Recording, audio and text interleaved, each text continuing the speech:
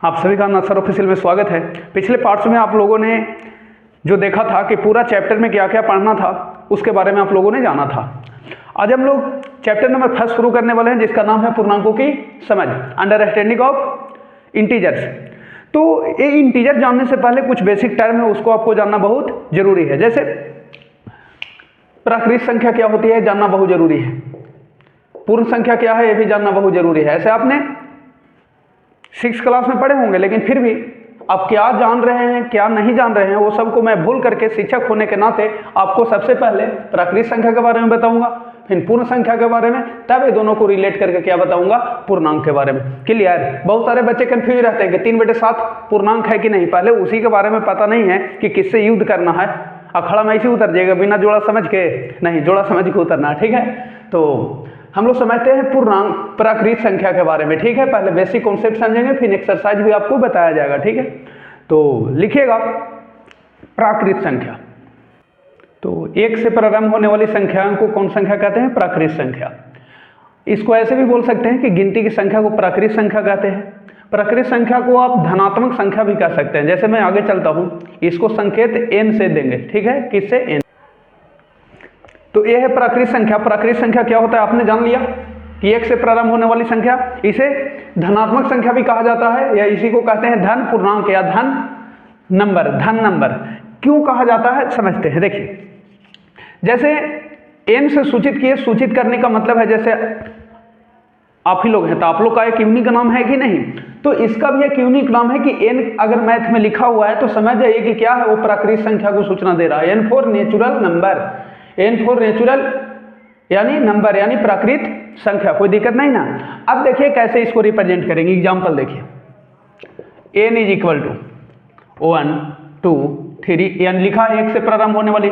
आपको कहते हैं प्रार्थना जब होता है प्रे, तो गिनती करने के लिए कहते हैं, तो आपको ये थोड़ी बता देता है कि 0 से गिनो, आप अपने आप 1 से शुरू कर देते हैं। कहाँ से? 1 से। कोई दिक्कत ना, 1 से 4 5 6 7 कहाँ तक जाएगा? To infinity. अब इसको देखिए मंझोली कोष्टक के अंदर बंद करेंगे।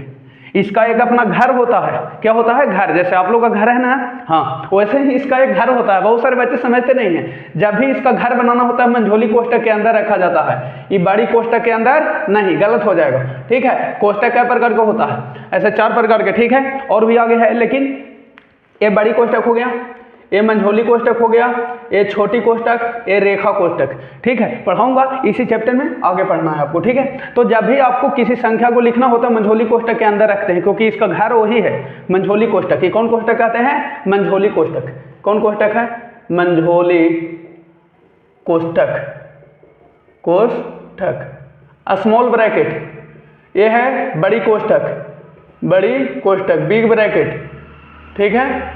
अब यह है छोटी कोष्टक, ये कर्ली ब्रैकेट था, सॉरी, छोटी कोष्टक स्मॉल ब्रैकेट, छोटी कोष्टक, ठीक है। इस प्रकार समझ लिए। अब देखिए इसमें आपको पूछेगा कि बताइए -2 प्राकृत संख्या है, तो ले जाएंगे -2 को पकड़ के कहाँ? घरे। कहाँ ले जाएंगे? घरे। कह रहे हैं हमने आपसे यही पूछा कि क्या -2 प्राकृत संख्या है, तो चलेंगे इसको लेके इसको घरे, प्राकृत के घरे, प्राकृत के घरे ही है, इसलिए कहे कि घर बनाइए, पहले कोई चीज बनाइए घर। इसको लेके जाइए, माइनस है इसमें जी, नहीं है तो होगा -2 प्राकृत संख्या, नहीं होगा, बहुत अच्छा। बोलिए 0 होगा प्राकृत संख्या, 0 को लेके चलो घरे, कि चलो हमारे घरे। एकरा में देखो, खोजो, लंटेन बारो इसमें है जी, हो गया ना मक्खन। 3/7 है प्राकृत संख्या, अब भुलाना नहीं ना है, एकदम मक्खन कर दो। 3/7 के देखो ना जी, बाटा वाला रहता है, बाटा वाला नहीं होता है, माइनस वाला नहीं होता है, कौन संख्या में होता है? प्राकृत संख्या। क्लियर हो गया? हाँ, अच्छा।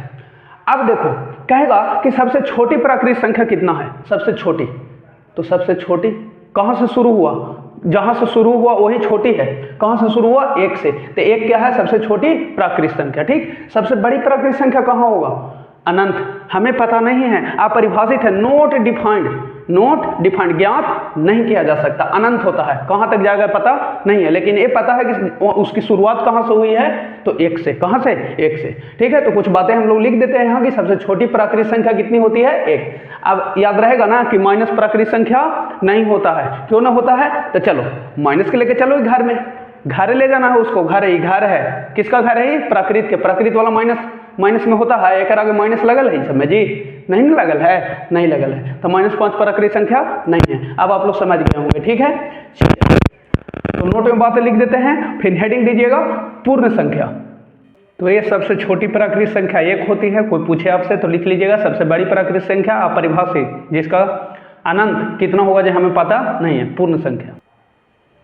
अब आप लोगों को दिक्कत नहीं है, पूर्ण संख्या क्या होती है? पूर्ण मतलब पूरा, यानी प्राकृत संख्या में जीरो को अगर मिला दिए, प्राकृत संख्या के घर में अगर जीरो को शामिल कर दिए, लिखा हुआ है प्राकृत संख्या में शून्य को शामिल करने पर प्राप्त संख्या पूर्ण संख्या, इसे W से सूचित करते हैं। अब पता हो गया कि पूर्ण संख्या का घर क्या है, W।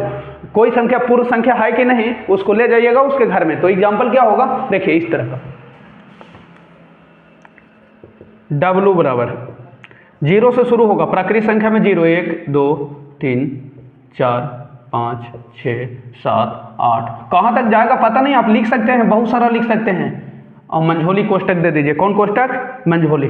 अब आपसे पूछा जाए कि बताइए कि -6 प्राकृत है कि नहीं, सॉरी पूर्ण है कि नहीं, तो बस -6 को कहाँ ले जाएंगे? पूर्ण के घरे, पूर्ण के घरे यही सब है ना, यही सब है ना पूरा, -6 है, इसमें माइनस दिख रहा है। अरे बताइए ना कि, अब बताइए कि प्राकृत संख्या है, नहीं है।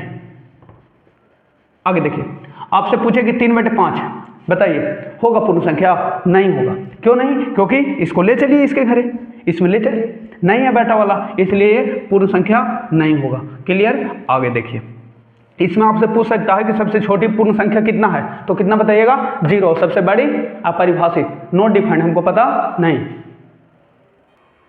तो ये लिख लीजिएगा, सबसे छोटी पूर्ण संख्या 0 और सबसे बड़ी पूर्ण संख्या अपरिभाषित, नोट डिफाइंड। आप नोट्स इसी तरह से बनाइए, कोई आपको दिक्कत होने वाला नहीं है, जिस तरह से मैं दे रहा हूँ, ठीक है। तो अगला होगा जो आप बहुत देर से इंतजार कर रहे थे, पूर्णांक किसको कहते हैं सर? अब हम लोग आ गए हैं बॉर्डर पर, अब पूर्णांक लिखिएगा। क्या? पूर्णांक। हेडिंग दीजिए पूर्णांक। पूर्णांक किसको कहते हैं? बड़ा सिंपल है, पूर्ण संख्या में प्राकृत संख्या के आगे ऋण चिन्ह लगा के उसको शामिल कर दीजिए, वो जो परिवार बनेगा उसका नाम दे देंगे पूर्णांक। क्या दे देंगे?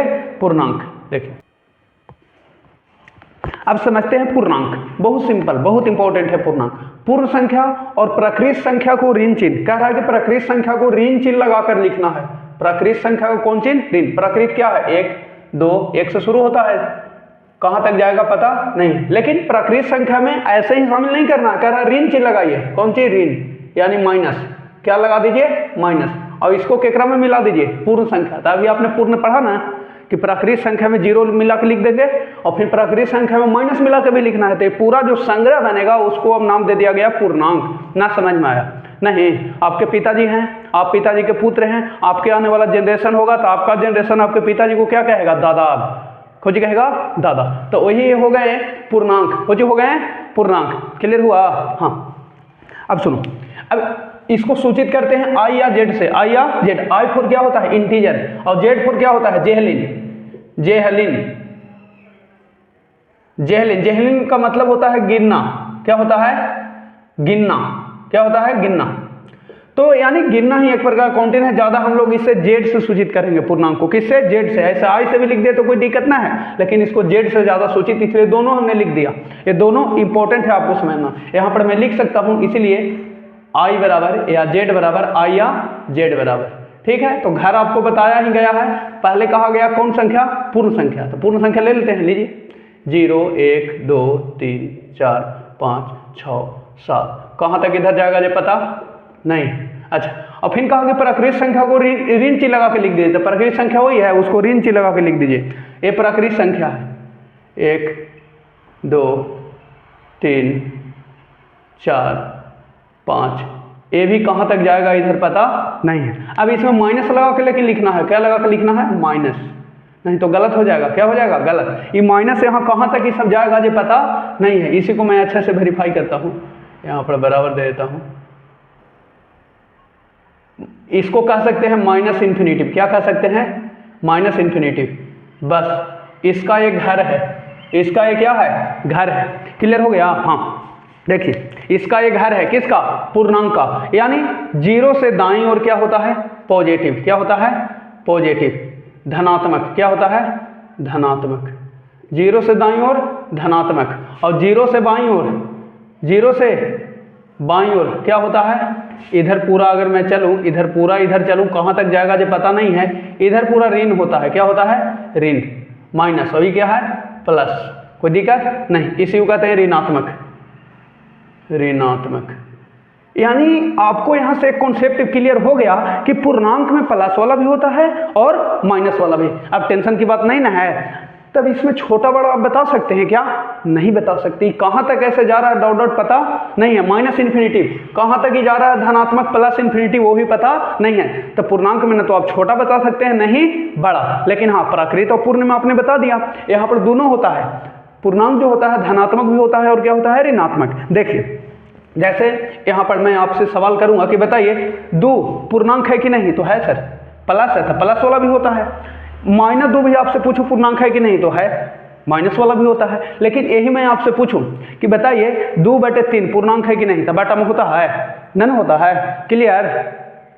इसको लेके चलो, होता है कि ना, इसके पास लेके चलो, इसका घर यही है ना, लेके चलो। 2/3 है इसमें जी, नहीं है। आपसे पूछे कि 9/5 पूर्णांक है कि नहीं, तो सोचना उचलना है, बटा है, बटा वाला इसमें रहता है, इसका घर में है नहीं। मान लिया कि कोई गार्जियन है, फैमिली है, उनके पिता का कुछ नाम है, वो गार्जियन के 2 लड़के हैं, वो का नाम मोहन और वो का नाम सोहन, ये का नाम क्या है, सोहन। अब मैं गया ये गार्जियन के घर और कहा कि बताइए कोई राकेश है, तो बतावेंगे ये गार्जियन है, इनके 2 लड़का मोहन और सोहन। मैं गया और इनके घर कहा कि राकेश है, मरवो करेंगे, भगा देंगे, न भगा देंगे, है जी, मोहन और सोहन इन्हों उनका 2 लड़का है। अब कहाँ से राकेश को उनके घर खोज रहे हैं, तो ही 9/5 बताइए है कि नहीं पूर्णांक, तो बस इसको लेकर चलिए इसके घर, होता है बेटा में, नहीं होता है। आप सीख गए ना आप लोग, हाँ पूर्णांक। तो बस यही था मेन कॉन्सेप्ट, आपको पूर्णांक को समझना, कोई दिक्कत नहीं। तो इस तरह से आपको लिख लेना है, ठीक। इसमें ना तो छोटा आप बता सकते हैं ना ही बड़ा, तो मैं लिख देता हूं नोट में, ठीक है। देखिए आप लोग को भी लिख लेना है, आप लोग को भी लिख लेना है। सबसे छोटा पूर्णांक माइनस इन्फिनिटी, यानी आप परिभाषित, कोई परिभाषा नहीं कितना होगा, और सबसे बड़ा पूर्णांक कितना है, इन्फिनिटिव यानी अपरिभाषित। और शून्य ना तो धन है और ना ही ऋण, शून्य ना तो प्लस है ना ही माइनस। कहने का मतलब यह है कि शून्य में आप ना तो पहले माइनस लगा सकते हैं और ना ही इसको ऐसे, बस न्यूट्रल केवल 0 रहेगा, बस ऐसे ही। इसको में कुछ लगाना होगा ना, नहीं है, नहीं तो हो जाएगा दिक्कत। बस शून्य है तो शून्य है, बस शून्य ना तो धन है नहीं ऋण। अंकों की कुल संख्या कितनी होती है पता है, कुल अंक कितने होते हैं, कैगो होता है, 0 से लेकर 9 तक, यानी 10 कितने होते हैं। अब आप लोग को दिक्कत नहीं ना है, 0 से दाईं ओर प्लस और 0 से बाईं ओर माइनस। कहने का मतलब है इसको ग्राफ ऐसे भी बता सकते हैं कि मान लिया कि ऐसे है तो 0 से ऊपर जाएंगे तो क्या होगा प्लस, और 0 से नीचे आएंगे तो क्या होगा माइनस। कहेंगे समुद्र तल की गहराई तो क्या होगा माइनस, समुद्र तल की ऊंचाई तो क्या हो जाएगा प्लस, ऊपर जाएंगे तो प्लस और नीचे आएंगे तो माइनस। जैसे बैंक में पैसा जमा करिएगा तो घटेगा कि बढ़ेगा, बढ़ेगा। तो बढ़ेगा तो कोई सिंबल देना है धनात्मक, कोई देना है धनात्मक, इसको क्या बोलते हैं धनात्मक। अच्छा बैंक से पैसा निकालिएगा तो बोलिए निकालने वाला पूर्णांक क्या होगा, वो घटेगा ना जी, तो क्या देंगे आप माइनस, को जी देंगे माइनस, ऋणात्मक, ठीक है। तो कुछ आपके बुक में प्रश्न दिया गया है उसको मैं करा देता हूं, ठीक है। देखिए जैसे दिया गया है, जैसे यहां पर दिया है सवाल, देख रहे हैं यहां पर दिया है कि धन पूर्णांक में व्यक्त होने वाली राशियां, ऋण पूर्णांक में व्यक्त होने वाली राशियां। इसमें आपको बताना है जैसे समुद्र तल से ऊंचाई, समुद्र तल से ऊपर जाएगा तो कुछ होगा प्लस, क्या होगा प्लस, आप लोग को प्लस लिख लेना है। आबादी में वृद्धि यानी जनसंख्या में वृद्धि क्या हो जाएगा प्लस। औसत से अधिक वर्षा, मतलब जितना चाहिए वो ग्रह ज्यादा वर्षा हो गया, इसको क्या लिखेंगे प्लस, क्या लिखेंगे प्लस। अगला देखिए जैसे यहाँ पर दिया है कि 0 डिग्री से ऊपर का ताप, तो 0 डिग्री से ऊपर का ताप क्या हो जाएगा प्लस हो जाएगा। फिर कहा है कि किसी स्थान से दाईं ओर की दूरी, तो देखो 0 से जब दाईं ओर जाइएगा, दाईं ओर तक हो जी है प्लस, क्या हो जाएगा प्लस। फिर कहा है कि लाभ, लाभ क्या होगा प्लस होगा। फिर कह रहा है कि मूल में वृद्धि, तो क्या हो जाएगा प्लस। फिर जमा धन क्या हो जाएगा प्लस, यही आपको बताना है। औसत से अधिक ऊपर तो क्या हो जाएगा प्लस। तो कोई सवाल चलते चलते कर लेंगे तो बना दीजिएगा ना। अब हम लोग संख्या रेखा पर चलते हैं, संख्याओं को दर्शाना, -5, 6, 8 इस तरह, ठीक है। तो देखिए आगे आप लोग का नोट्स बनाना है इस तरह से। तो हेडिंग रहेगा पूर्णांकों का संख्या रेखा पर निरूपण। कैसे हम लोग पूर्णांक को संख्या रेखा पर निरूपण करते हैं, representation on number line of integers. जैसे मैं कहूं कि आप 2 को संख्या रेखा पर रिप्रेजेंट करें, कैसे करिएगा, जैसे सवाल यहां पर देखिए।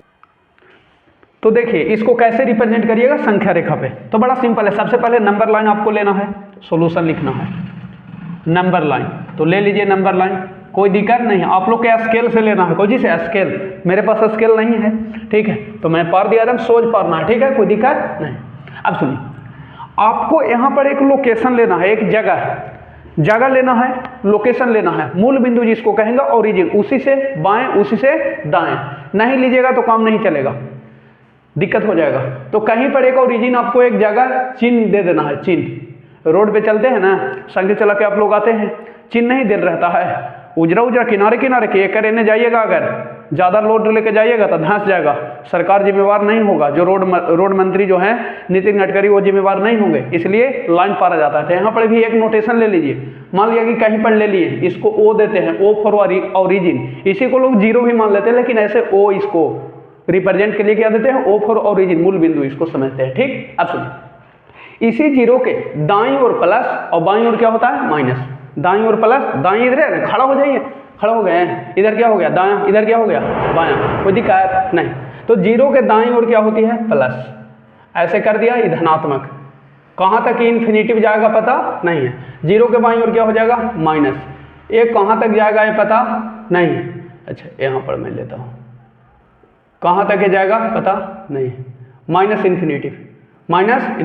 अब देखिए आपको दो को रिप्रेजेंट करना था, दो को अच्छा से पूछिए कि दो प्लस है कि माइनस, आप ही बताइए, ये जो दो आप दिख रहे हैं ये प्लस है कि माइनस, खोजिए प्लस, तो प्लस है तो ओरिजिन से करने जाएंगे दाईं साइड, यानी ये दायां है, दाईं ओर क्या होती है प्लस और बाईं ओर क्या होती है माइनस, ये बाईं ओर है, तो आपको इधर कम करना है बस। तो एक निश्चित अंतराल पे निश्चित दूरी पर, मान लिया यहाँ से यहाँ एक है, यहाँ जितने दूरी हो उतने दूरी पे यहाँ दो, ये ना कि इतना दूरी पे दो तो ये तीन ही गलत हो गया, जितना दूरी पे आप आ रहे हो उतने दूरी पे चलना है, ठीक है, स्केल से अच्छा सुना आपके तीन, और इधर ले सकते हैं आप चार, और भी ले सकते हैं, इधर लेने के मैंने तो ले लीजिए, ऐसे कोई काम इसका नहीं, माइनस एक, इधर लेना है देखो जी माइनस में माइनस दो, और आगे ले सकते हैं माइनस तीन, ऐसे कोई जरूरी नहीं है माइनस का, सब प्लस का जरूरत है। अब देखिए किसको रिप्रेजेंट करना है दो को, तो चलिए दो के पास गिनिए एक दो, यही हो गया दो, यही है ना, बस यही है दो, तो एक उठा दीजिए ऊपर, इसको उठा दीजिए कहाँ बूंदा दे के और ऊपर उठा दीजिए और लिख दीजिए दो, कोई दिक्कत है, प्रदर्शित हो गया, ऐसे ही बनाइएगा ना, हाँ एकदम इसी तरह से बनाना है। अब देखिए आपको कह दे कि -5 को निरूपित करिए, तो बस ओरिजिन लेंगे और काम करना होगा बायां साइड, पहले देखना है कि जिसको निरूपित करना हो प्लस है कि माइनस है तो क्या निरूपित हो जाएगा उधर, आपको कहे कि -1 तो बस बनल है ये जे निरूपित हो गया, कोई दिक्कत सवाल और दें, चलिए देते हैं। देखिए अब आपको उतना सारा लिखना नहीं है, बस एगो लाइन लेना है, सॉल्यूशन लिखना है, एगो लाइन पारना है बस।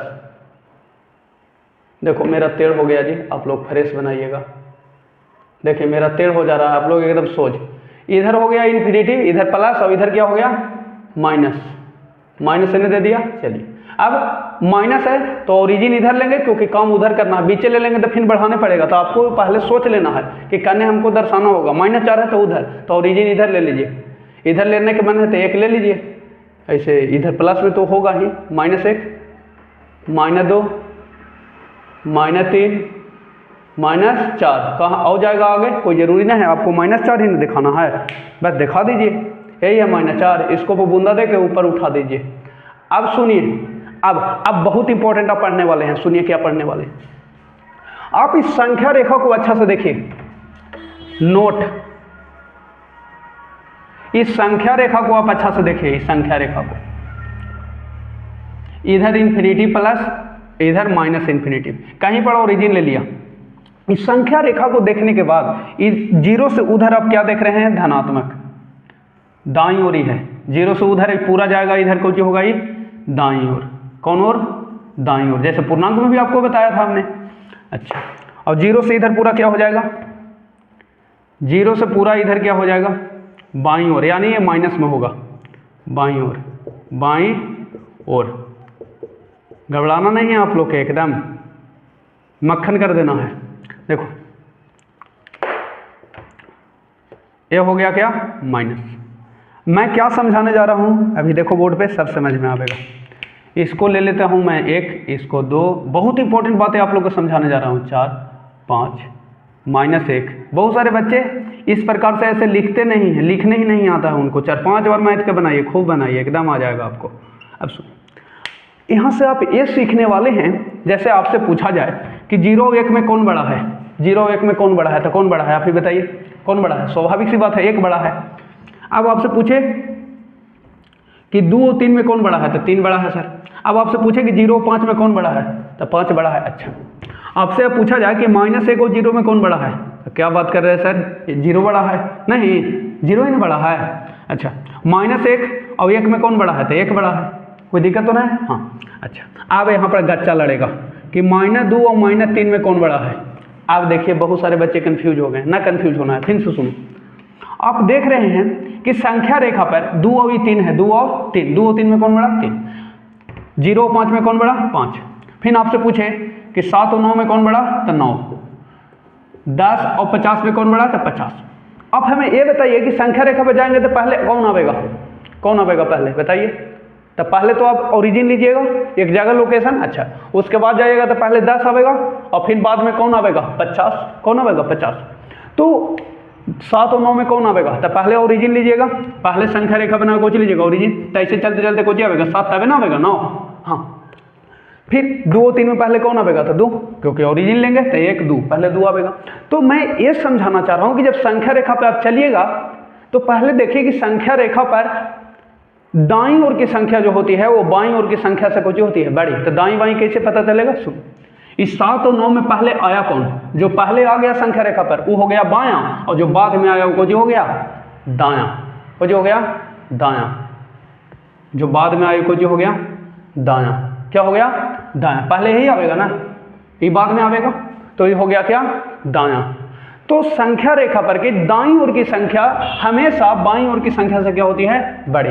संख्या रेखा पर के हर एक संख्या दाईं ओर की जो होती है बाईं ओर से जो होती है बड़ी। जैसे देखो 5 और 4 में दाईं ओर कौन है, 5, तो ये 4 से बड़ा है कि नहीं। हाँ, 4 और 3 में दाईं ओर कौन है, दाईं ओर कौन है, बाद में कौन आया, बाद में कौन आया, 4। तो 3 और 4 में कौन बड़ा, 4, कोई दिक्कत नहीं। फिर कहें कि 2 और 3 में कौन बड़ा, या 1 और 3 में कौन बड़ा, तो जो बाद में आवेगा 1 और 3 बोले हैं, 1 और 3, 1 और 3, तो कौन बड़ा हो गया, 3, क्योंकि जो बाद में आता है वो बड़ा होता है। आगे देखो माइनस के घरे चलो, वैसे होगा -2 और -1, -2 और -1, -2 और -1, क्लियर है।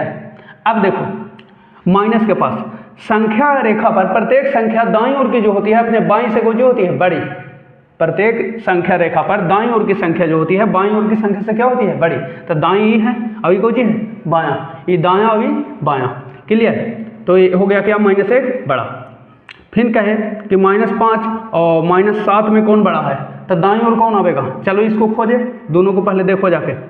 ये -5 -6 यानी -7, तो दाईं ओर आवेगा -5, तो ये -5 को जो हो जाएगा बड़ा। बस यही आपको देखना है कि संख्या रेखा पर प्रत्येक दाईं ओर की संख्या बाईं ओर की संख्या से क्या होती है, बड़ी होती है, क्लियर। तो आप देखो यहाँ पर सवाल बनाते हैं। तो देखिए हमने लिख दिया, बहुत इंपॉर्टेंट फैक्ट्स है। संख्या रेखा पर की प्रत्येक दाईं ओर की संख्या, प्रत्येक दाईं ओर की संख्या अपनी बाईं ओर की संख्या से क्या होती है, बड़ी। अब ये बताओ कि 2 और 5 में दाईं ओर कौन है, वही बड़ा होगा, वही बड़ा होगा, बाद वाला तो छोटा हो ही जाएगा। तो ये दोनों में कौन दाईं ओर रहता है, चलो इसको संख्या रेखा पर लेके चलो, ले चलो, एगो 2 यहाँ और एगो 5 यहाँ, बस दाईं ओर कौन है, 5। तो कह सकते हैं आंसर में कह सकते हैं, आंसर में कह सकते हैं कि 2 जो होगा वो छोटा होगा और 5 क्या होगा, बड़ा। मुंह खोल दिए, खोल दिए। अब बड़ा कौन हो जाएगा, 5, क्योंकि 5 संख्या रेखा पर 2 के दाईं ओर है, 2 के दाईं ओर है, कोई दिक्कत नहीं। ऐसे बनाना है, संख्या रेखा पर लेके जाना है, देखना कि कौन दाईं है किसका, तो जो दाएं वही बड़ा, वही बड़ा, वही बड़ा। जैसे आपसे पूछे कि 2 और 4 में कौन बड़ा है, तो दाईं ओर कौन होगा जी, 4, तो 4 हो गया बड़ा, कोई दिक्कत नहीं। अच्छा, आपसे पूछे कि 8 और 0 में कौन बड़ा है, बताइए, तो दाईं ओर कौन होगा, तो संख्या रेखा आप बनाइएगा ना, तो एगो ओरिजिन लीजिएगा, फिर 1 2 3 ऐसे चलते चलते 8 है नहीं आवेगा। तो 0 मान लीजिए 0 यही, तो 0 यहाँ और 8 यहाँ, दाईं ओर कौन है, 8। तो तो 8 को जो हो गया बड़ा, तो जानने बड़ा उन्हें मुंह खोल देना है, इसको कहते हैं ग्रेटर देन, को जी ग्रेटर देन। और एक इसको कहते हैं लेस देन, मतलब ये छोटा और ये बड़ा, जानने मुंह खोला वो बड़ा, ठीक। इसको तो इक्वल जानते हैं, कोई दिक्कत नहीं। और सवाल इस पे मैं लेता हूँ क्योंकि एक्सरसाइज में आपको पढ़ना है, आपको इस तरह से नोट्स बनाना है, इस तरह पूरा ये लिख लेना है आपको, ठीक है। देखिए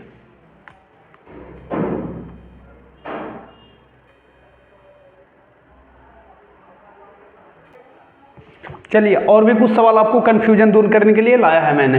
0 - 1 में कौन बड़ा है, तो आपको सिंपल संख्या रेखा बनाना है, बस जो दाईं ओर वही बड़ा।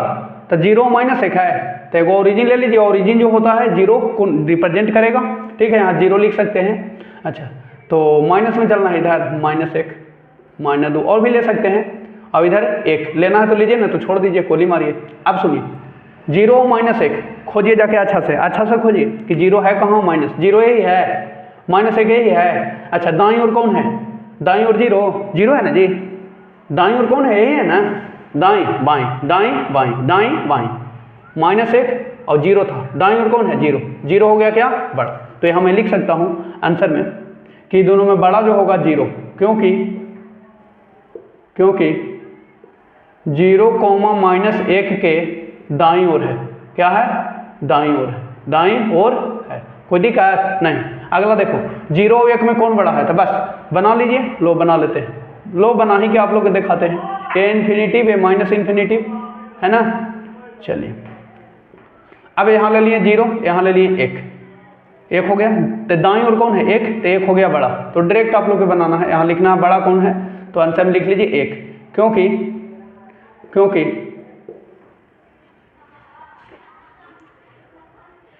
1 जो है, क्योंकि 1 0 क्योंकि 1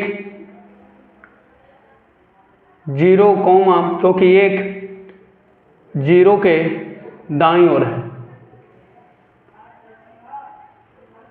क्योंकि 1 0 के,